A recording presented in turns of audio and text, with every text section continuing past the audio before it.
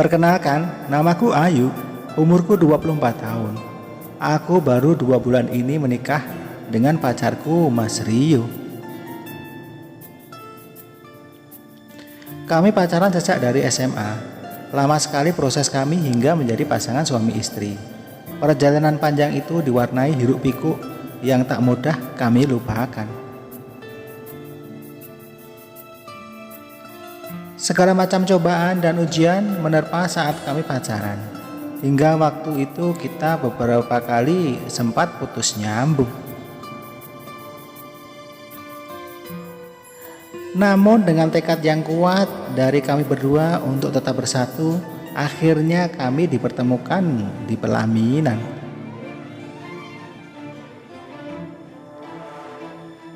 Alangkah bahagianya kami saat ijab kabul itu terucap dari mulut Mas Rio. Ini awal dari perjalanan hidup kami. Waktu itu acara pernikahan kami diadakan dengan lumayan mewah, dengan banyak tamu undangan. Sungguh meriah sekali acara resepsi itu.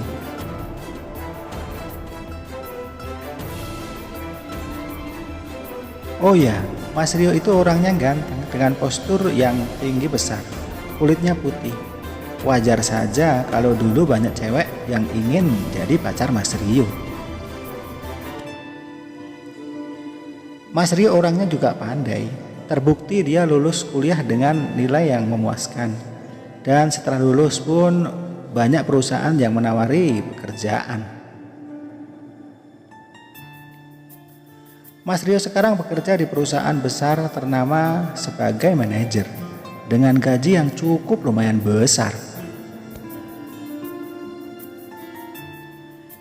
Dengan begitu kami sekarang hidup berkecukupan. Rumah mewah dengan 2 mobil terparkir di garasi. Mau beli apa saja juga bisa. Sedangkan aku orangnya cantik, wajah ayu terawat, rambutku lurus panjang. Teman-teman bilang aku mirip artis sinetron. Tidak sombong loh. Sebenarnya sebelum menikah aku juga bekerja. Namun setelah menikah Mas Rio menyuruh aku berhenti bekerja dan mengurus rumah tangga saja. Aku sebagai istri nurut saja apa kata suami. Walaupun sebenarnya berat karena aku harus meninggalkan bidang yang selama ini aku suka dan aku geluti. Oh ya, Mas Rio adalah anak tunggal dan dia sudah ditinggal ibunya sejak kecil. Sekarang bapaknya Mas Rio ikut tinggal bersama kami.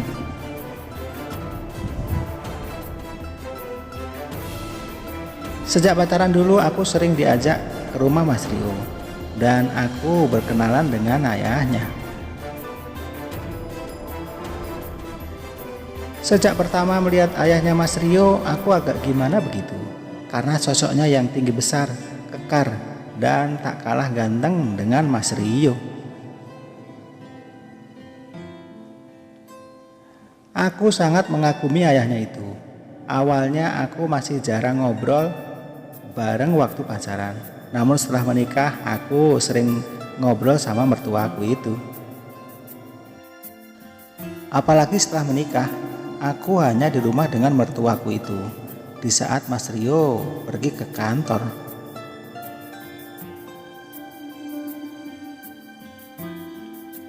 Awalnya aku biasa-biasa saja kalau ngobrol dengan mertuaku. Namun makin lama selama 2 minggu ini aku makin nyaman dengannya. Entah kenapa. Apa karena terlalu nyaman saat mengobrol dengan mertuaku? Aku mulai mengobrol barbar kepadanya. Dari masalah hubunganku dengan Mas Rio hingga masalah nafkah batin yang diberikan Mas Rio kepadaku.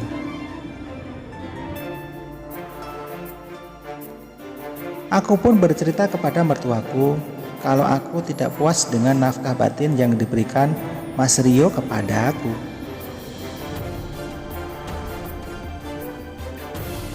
Dari durasi yang pendek, dari timun yang lembek, dan dari gaya yang pasif. Aku ceritakan semua kepada mertuaku itu. Mendengar ceritaku itu, mertuaku hanya tersenyum dan tertawa terbahak-bahak. "Kok beda sama aku ya?" kata bapak mertuaku. "Kok bisa ya? Emang ayah gimana?" tanyaku. "Dulu ibumu itu hingga minta ampun kepada ayah saat seperti itu."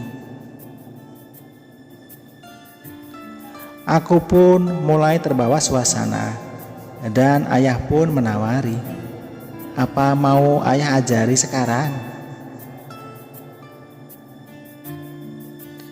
Entah terbawa suasana atau tersambet setan dari mana, aku langsung menerima tawaran mertuaku yang mau mengajariku tentang itu. Dan aku pun diajari semua teknik-tekniknya, dari teknik A hingga teknik Z. Benar saja, aku sangat puas dengan pelajaran yang diberikan mertuaku kepadaku itu.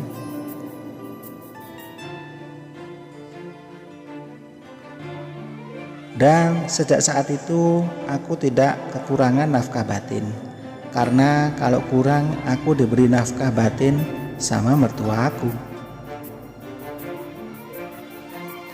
Hingga tanpa terasa 2 tahun sudah aku berumah tangga dengan Mas Rio. Dia pun tidak tahu apa yang aku lakukan dengan ayahnya.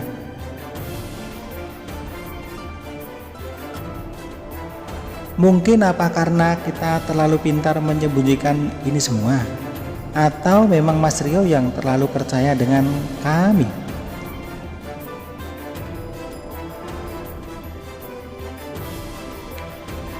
Sebenarnya aku terkadang merasa bersalah dengan Mas Rio, karena aku telah mengingkari janji kita berdua untuk saling setia bagaimanapun keadaannya.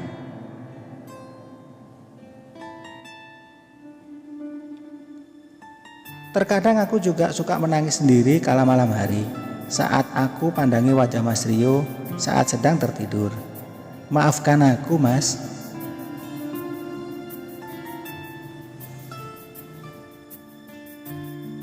Namun aku tak bisa membohongi diriku sendiri bahwa aku juga butuh kesenangan baik lahir maupun batin. Kalau kesenangan lahir, Mas Rio mampu mewujudkannya. Tapi kalau kesenangan batin, Mas Rio tidak bisa membuat aku bahagia. Hingga pada suatu hari saat aku lagi berdua bersama ayah mertua, Mas Rio pulang lebih awal dan dia memergoki aku dan bapaknya.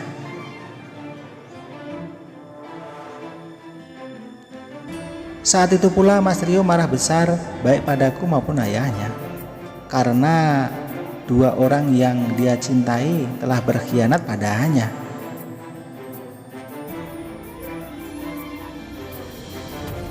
Namun karena kebesaran hatinya, Mas Rio memaafkan kami berdua dengan satu syarat, kami tidak mengulanginya lagi dan ayah tidak tinggal lagi di rumah ini.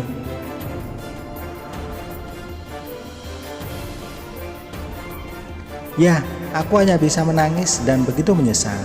Karena keegoisanku, aku telah mengecewakan orang yang begitu sayang dan cinta sama aku.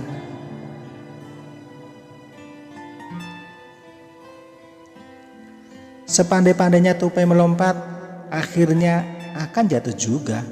Sepandai-pandainya kita menyimpan bangkai, akhirnya tercium pula.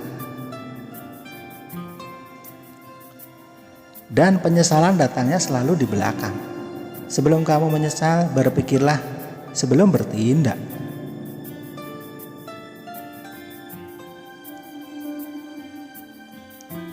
Ingatlah kebaikannya, bagaimana dia ada saat kita lagi terpuruk, bagaimana dia ada saat kita lagi menangis.